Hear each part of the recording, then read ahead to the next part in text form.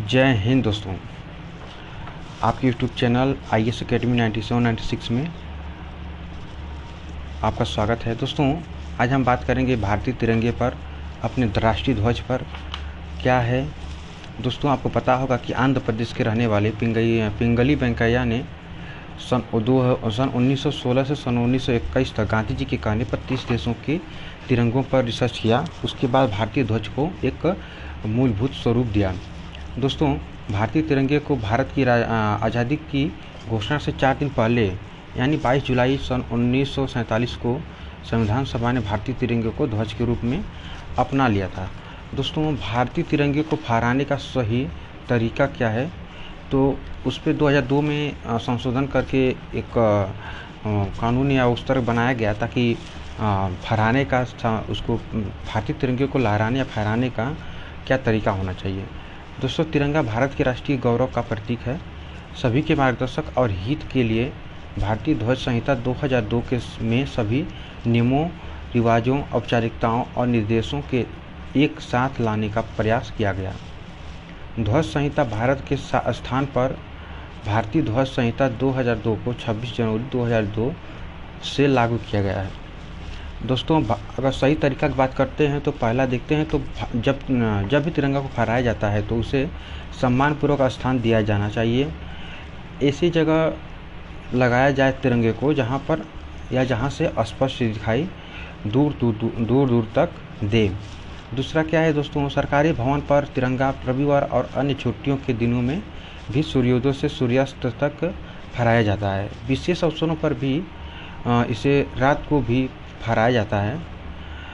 लेकिन और देखिए, तीसरा क्या है, तिरंगे को सदा स्फूर्ति से फहराया जाना चाहिए और धीरे धीरे आदर के साथ अपने तिरंगे को बिगुल बजाते समय ही उतारा जाना चाहिए और बजाते समय ही उसे ऊपर फहराया जाना चाहिए।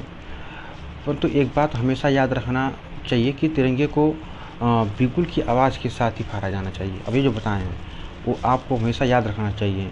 आपको ही नहीं, भारत के एक गौरवपूर्ण नागरिक का ये जिम्मेदारी बनता है कि अपने तिरंगे का सम्मान हमेशा करें। और देखिए, चौथा तरीका क्या है दोस्तों, यदि तिरंगे का प्रदर्शन सभा या मंच पर किया जाता है तो उसे इस प्रकार फहराया जाना चाहिए कि जब वक्ता का मुंह श्रोताओं की ओर होता है तो तिरंगा उसके दाहिनी ओर हमेशा होना चाहिए। दोस्तों, पाँचवा, जब तिरंगा किसी भवन की खिड़की या बालकनी पर या अगले किसी हिस्से से आड़ा या तिरछा फहराया जाए तो भी, अगर तिरछा है तो भी उतारते समय और उसे फहराते समय बिगुल बजाना या बिगुल की आवाज़ में फहराया या उतारा जाना आवश्यक है। ऐसा न करने पर उन्हें दंड भी दिया जा सकता है। दोस्तों, छठा तरीका क्या है, तिरंगा किसी अधिकारी की गाड़ी के सामने या बीचों बीच लगा या कार के दाहिनी तरफ फहराया जाना चाहिए। ये आपको हमेशा याद रखना चाहिए कि जब हम अधिकारी बन जाएंगे भविष्य में, जो हमारा तिरंगा लगा होगा या तो गाड़ी के बीचों बीच लगा होगा आगे सामने या तो कार के दाहिने तरफ लगेगा। ये हमेशा सबसे मूल्य बात तो यह है दोस्तों कि तिरंगा फट जाता है या मैला हो जाता है तो उसे फहराना नहीं चाहिए, उसे एकांत में अच्छी तरह से नष्ट कर देना चाहिए। दोस्तों, तिरंगा आठवां क्या है कि तिरंगा केवल राष्ट्रीय शोक के अवसर पर ही झुकाया जाना चाहिए, ऐसा इसमें लिखा गया है संविधान में। लेकिन दोस्तों, अभी तो आज का कितना तारीख है, आज से 2 दिन पहले ही UAE के राजा शेख जो थे उनका देहांत हुआ था, तो भारत का जो तिरंगा था आधा झुकाया गया था, उनके राष्ट्रीय शोक में झुकाया गया था। तो दोस्तों, ऐसा नहीं है कि केवल राष्ट्रीय शोक पर ही झुकाया जाए।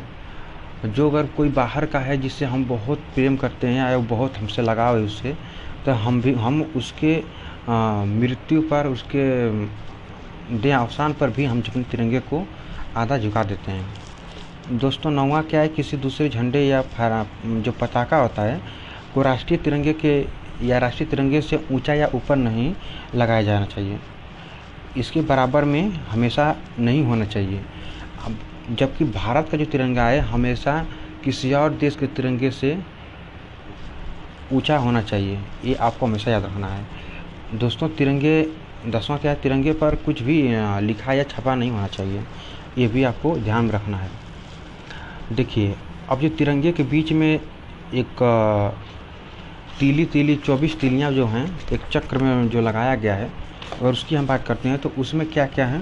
देखिए इसमें तीली एक क्या कह रहा है कि आशा का एक किरण इसमें प्रदर्शित करता है, और दूसरा स्नेह, तीसरा साहस, चौथा धीरज, पांचवा शांतिपूर्णता, दयालुता, भलाई, भक्ति, सत्यता, आत्मसंयम, निस्वार्थता, आत्मा और धार्मिकता, न्याय, करुणा, कृपालुता, नम्रता, संवेदना, सहानुभूति, सर्वोच्च ज्ञान, परम बुद्धि, श्रेष्ठ नैतिकता, परोपकारिता, ये आपको हमेशा याद रखना चाहिए कि हमारा जो 24 तीलियाँ हमारे तिरंगे के चक्र में जो 24 तीलियाँ हैं वो हमें किस चीज़ का संदेश दे रही हैं।